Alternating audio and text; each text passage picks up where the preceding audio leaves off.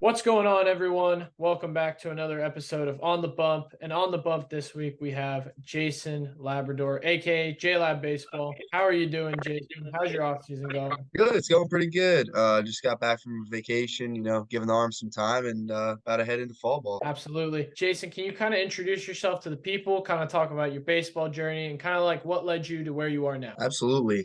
My name's Jason Labrador, obviously, as said. I run a page called Jaylab Baseball on TikTok, and I go to Stevenson University, Division III in Owings Mills, Maryland. And I've always just loved baseball. It's always been a passion of mine.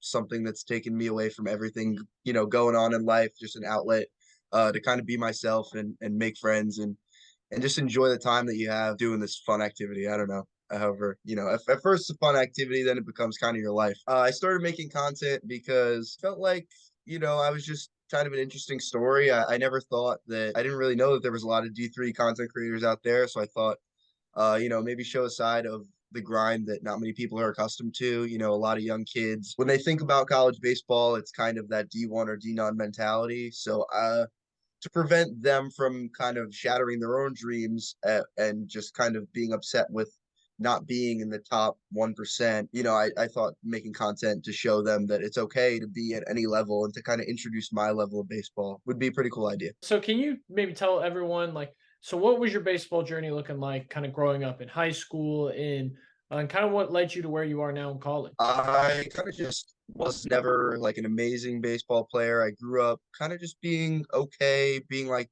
hey, maybe we'll pick this guy for, our elite travel team, or, maybe this guy can get some ABs or some innings. Like I was always that guy that was like, okay. But when I got to high school and, or a late middle school, early high school, like I fell in love with baseball. I wanted nothing but to play baseball. I was out there with my dad's headlights in the backyard, hitting off a tee. I was in a facility at 10 o'clock at night, throwing into a net and just stuff like that. And then I wound up getting a lot better, playing in high school, JV and varsity. And then going from someone who had no idea if they were going to play in college or not because of their skill level, I was able to play or get a spot in college because of just advancing through the ranks and not letting anybody's opinions of me being okay kind of define who I was. And I was able to get better.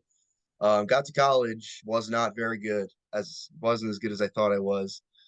Needed a lot of work, and I learned that the hard way. I didn't really play my first 2 years of college, but this past year, I worked so hard. I dropped being a two-way. I became a PO through every day, basically, to try and work out mechanical kinks, master pitches, and just kind of be in the right headspace as a pitcher. Pitched a lot this year. Have had a pretty good year, and we're here today. So that's kind of where I'm at. So, what has kind of inspired you to keep pushing yourself along your baseball journey? What's your end goal? Well, everybody wants to be a Hall of Famer when their baseball career is over. I say this, it's in my Instagram bio, it's in my TikTok bio.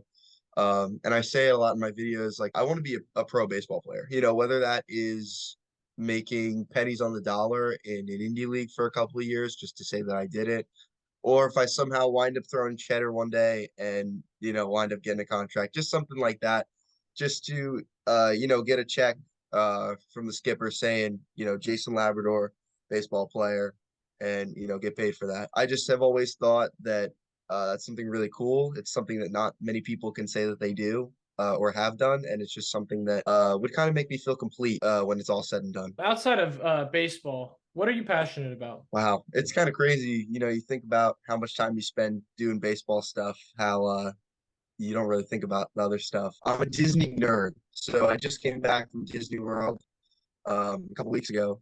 I've been there I'm 21 years old. I think I've been there 22 or 23 times. So almost as many years as I've been alive, I've definitely been. It grew up being kind of like my family's vacation, and it's just where I like to be. And it's different. It's not a lot of people's cup of tea, but one of my favorite things to do and places to be. Can you maybe walk the viewers through a challenge or a rough time in your baseball journey and kind of how you overcame that? Absolutely. So one that comes to mind was I was in 10th grade playing for my first bigger travel organization. It was, I played on my kind of town travel team till I was in ninth grade. And in 10th grade, I moved to a bigger program and we had a college meeting. And this was kind of my first introduction to college baseball. I didn't really think about it beforehand. Um, but one of the people that was conducting this meeting had basically said being a college baseball player is almost unattainable. How most of the people that were in that room, and there was a lot, would never go on to play college baseball. And it kind of hurt at first because I think when I was younger, I didn't really ever think for myself. I let other people think for me a little bit. So hearing that kind of put a damper in my mood. But, you know, I just wasn't going to let someone end it for me.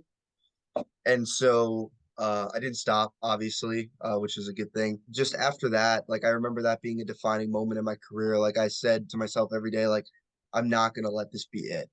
I'm not gonna let this stop. Like, so what if only this many people go to play college baseball? I'm gonna be one of them. So and since then there's been a lot of people that have told me, I'd never make it. There's been people since I've gotten to college that when I was riding the bench my first 2 years that said like why do you still hang around every day? Like if it's this mentally draining, but it's just because I know I can do it. I know that eventually, regardless of when the odds are stacked against me for how long, that I'll be able to figure it out. And I'm sure for you, you've been in the same situation and you feel the same way. Absolutely, absolutely. There's lots of times where, there's people who doubt what you can do or doubt why you're doing it, but to you yourself, like that this is what you want to do and this is like this is what gives you the drive. So Absolutely. absolutely, absolutely. Stevenson University, it's at the D3 level, correct? Absolutely. Yep. So, D3 is not known for having the nicest stuff. Anything nice, D3 is kind of one of the lower tiers of baseball. Yeah. So Yeah. have there been any difficulties, stress, or change, or anything like that? And can you explain, like, kind of how you've responded to that? Yeah. So first off, a little prerequisite, Stevenson has blessed me with a lot of great stuff. Like we have a beautiful weight room facility. We're up and coming in as far as like campus life and just athletics and all that stuff. It's starting to come together and it's just beautiful. We're starting to get all those things that a lot of lower end D1 programs and D2 programs have, which is awesome. But there's some challenges. One that comes to mind is like last year we were kind of playing on an active construction site because our field was like it was ready to be a field, but it wasn't ready to be like a stadium. So our entire fall season last year, we're playing on a field with no dugouts, no bullpens, basically a mound and a plate. I don't even think our fences were finished. So it was just stuff like that. It made a lot of extra things. Like every day before practice would start, if we were throwing bullpens, we'd have to go get the portable mounds outside of like the pods that were next to the field. And it was just different. Nowhere is it like a detrimental challenge that absolutely killed anybody, but it was just weird. It's an adjustment, kind of a thing that you never think you have to do until you do it. When and why did you kind of start making baseball content? And do you plan on doing it full time one day, or is it just a part time thing? So last year, we're almost coming up on the 1 year anniversary of Jaylab Baseball. I don't remember the specific day. I think it was in October, but I have a lot of baseball gloves. I don't know if you've seen it all or I have a lot of baseball gloves. And at first, I was like, wow, I have so many baseball gloves. I might as well just like post my baseball gloves, let other people see. Just because I kind of wanted to get involved in that community. There's a lot of people out there that are super cool. Like my friend Mike who works over at Better Baseball, and then Pickle the Beast who he's got a lot of gloves and Glove Cowboy and Glove Patrol, a bunch of people out there who like live and breathe baseball gloves. That's just something I enjoyed and liked seeing. I thought maybe I'd give it a shot. And then kind of just I don't know. I have a lot of baseball gloves, but I don't have hundreds of baseball gloves. So there's a certain point where baseball glove content can't get you any further. So that's when I was like, man, I'm gonna try it. So I gave it a shot. I'm a pretty outgoing person. Say like, I don't mind being in my room doing 20 takes of a TikTok. It doesn't make me feel embarrassed. It's just the kind of person that I am. So I figured I'd give it a shot, and it's just been a lot of fun. There's a lot that baseball has to offer in the social media community, whether it's been serious or tips and tricks or a funny thing or, some of those cap cut templates that I just throw up because they're relatable and stuff like that. Like there's just so much that baseball has to offer to social media, and I'm glad that I can be a part of it. And also, for full time versus part time, I mean, obviously the goal is to everybody wants to be Jackson Olsen. He's the man when it comes to all this stuff. So if that happened one day, absolutely, I'd take it full time over anything. But I'm trying not to get my head wrapped in that stuff because then you kind of press with your content and you press with how it's going. I like to just go with the flow. If something pops off, it pops off. If it doesn't, it doesn't. Have a backup plan and just enjoy what you're doing. Absolutely. So, final question for the interview today. What else would you like people to know about you and kind of your content or any of your future plans that you might have? They see a side of us that's like the entire baseball side of their personality. It's a For You page. So these people like baseball. So that's what they see. But I think about what's so funny about it is that everybody like has a really close friend and they can have good times with them. It has nothing to do with baseball. It's kind of like the same way that we are. Like we are so baseball, but at the same time, there's so much more to us that has nothing to do with the sport.